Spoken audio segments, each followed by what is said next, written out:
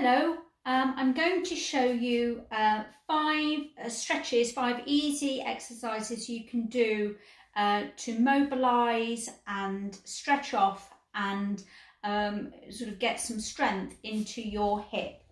So this is the area that we're looking at, and if I bring across George, I can show you that the hip area that we're looking at is where your leg bone is attaching to your pelvis, and it does so using a ball and socket joint because that enables greater flexibility and movement for your hip. So good movement in your hip, why is it vital? Well, try and think of any movement you're going to make that doesn't require hip flexion in the movement, not necessarily of your upper body, but in your body moving to a new place.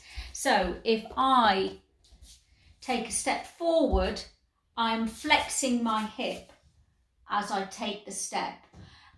If I try and jump, I'm flexing the hip to launch myself forward, and the same if I hop.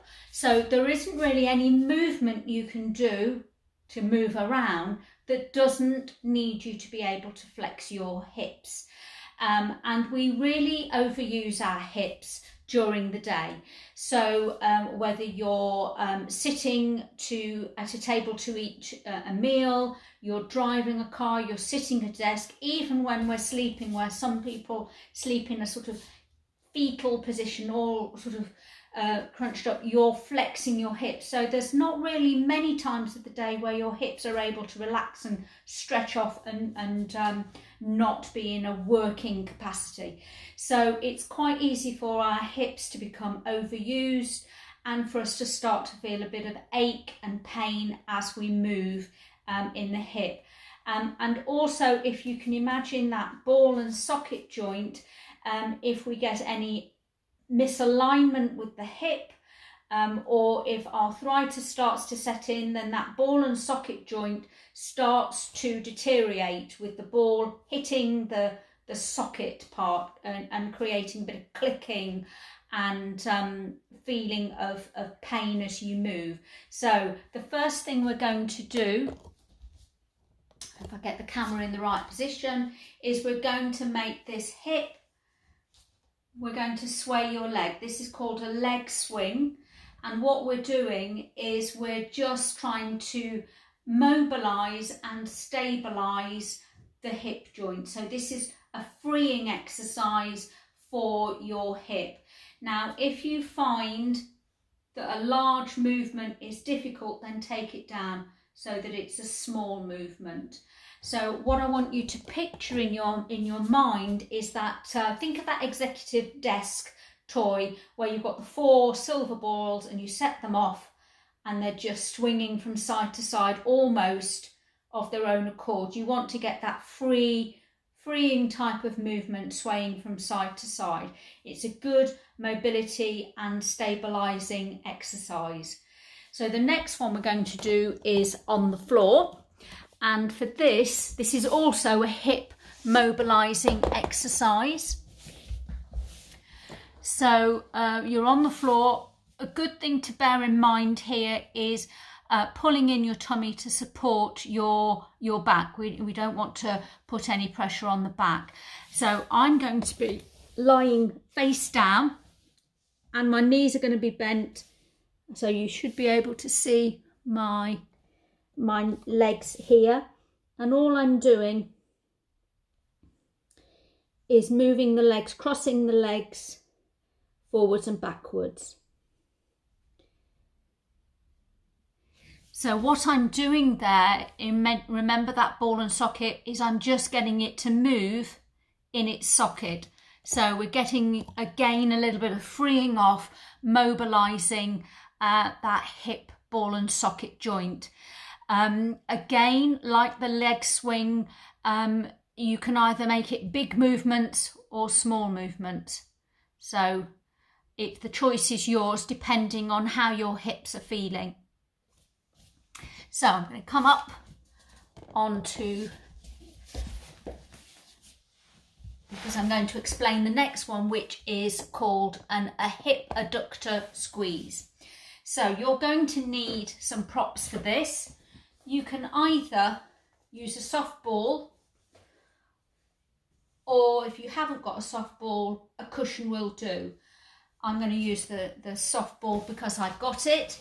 And what you're going to be doing in effect is squeezing on the ball and releasing the ball, squeezing on the ball, releasing the ball. So your hip, if you can think of your thigh muscles, I'm going to use this, my arm as to describe the parts of the hip. So on the outside of your thigh, that is called, anything going in that direction, outwards, is called abductor side. Anything on the inside, so think of the inside of your thigh, your groin area coming in, is adductor. So this is the part of your inner leg, your inner thigh, that we're going to be stretching. And we're just going to be squeezing on the ball and releasing off, squeezing and releasing off with our knees. So a couple of things to bear in mind to make sure you do this exercise safely is I want you to think of that nice natural curve in your lower back. We want to maintain that, so you're not pushing your back flat into the floor. You're keeping that nice neutral spine. You should be able to just gently push your hand between your spine and the floor. And you're also going to be engaging your core towards your spine to protect it. So let's just make this go down a little bit.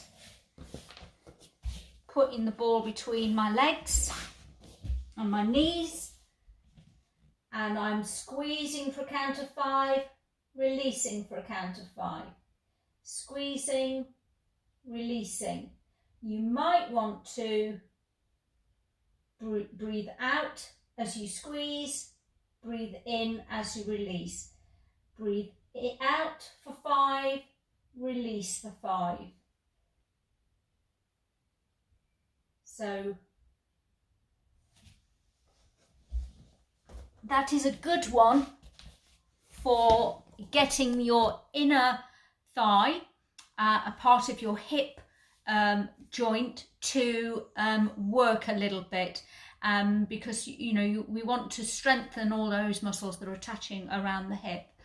And so what I want to do now is to show you a hip flexor stretch. Remember, I talked at the beginning about how your hip works and that we're always contracting and working the hip flexor muscles. So this is a good one to try and get them going in the opposite direction and to stretch them off, give them a bit of relief. So what I want you to do is be on your knees with one leg forward. Make sure you're nice and balanced. See if I can look less like a headless person. So there we are. Okay, so what you're going to do is you're just going to sway forward, lean forward and come back. So this part is being stretched out and coming back. So it's just a way of stretching those muscles.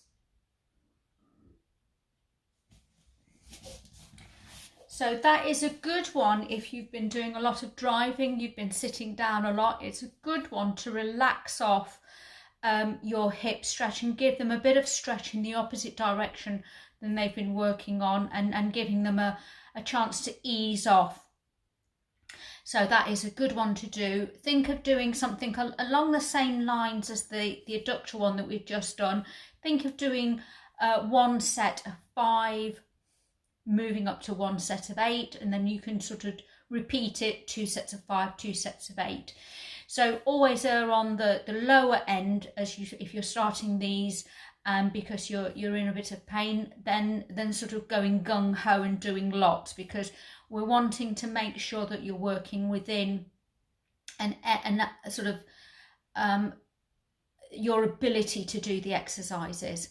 So the last one I'm going to do is a strengthening one for your hip. It's called the clam. So I'm going to So let me show you how I'm setting up. My legs are forward, my legs and my feet are in line with my bottom, and my legs are stacked on top of each other. And you're going to be going down onto your side. So this is the point that we're working, and just like a clam, opening and closing, pivoting on this point here, this is the point we're going to work. You're going to open the top leg and bring it down. Feel as though that top leg is almost resisting the movement. So you're really focusing on this area here. It's a good strengthening exercise. And so you might feel as you do it that your hip starts to really say, I don't like this, and starts to react quite quickly. So make sure you do it carefully to begin with. Go for one set of 5 repetitions and work your way there, because this will start to ache quite quickly the more repetitions that you do. So let's review what we've done. We've done some leg swings to mobilise and stabilise the hip joint. We followed that up with some hip mobilising exercise, followed it with an adductor squeeze, a hip flexor exercise, and finally the clam. So I hope you find that those exercises, a mixture of mobilising, strengthening and stretching, helps your hip pain and hip ache.